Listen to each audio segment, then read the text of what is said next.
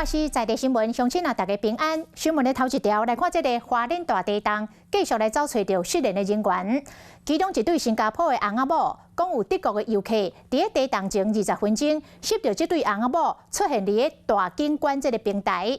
毛居民甲救援队讲，伫三经屋大水港迄个所在，闻到怪怪的味，加上伫三卡浪0.85公里，找到一卡腐蚀的鞋。即摆这个搜救点是愈来愈缩小咯。讲这对翁仔某伫新加坡的家属已经来到台湾，mau载因的衫裤来，希望会当赶紧找到人。德国那个2个客人在联系，他说我有发现，是不是这两个是不是新加坡人？地震前20分钟，有游客伫翕风景，想要到倒翕到穿红色甲蓝色的衫，这新加坡的翁仔某，最后身影出现所在是伫三松园的景观台。最后的身影就在这一段大景观平台附近，他其实没有到5间屋那么后面去。没有，所以他们可能会在观景台待蛮久。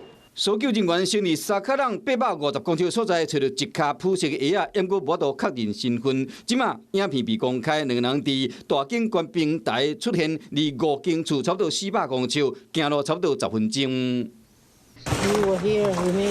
地震发生的同时，石头一直放，德国游客嘛翕到当时沙卡浪的情形，报道拢是连来石头，栏杆嘛卡断去。失联的新加坡这对翁仔某有可能是要往5间厝半路，这间家己厝撇烂，不过已经倒去啊。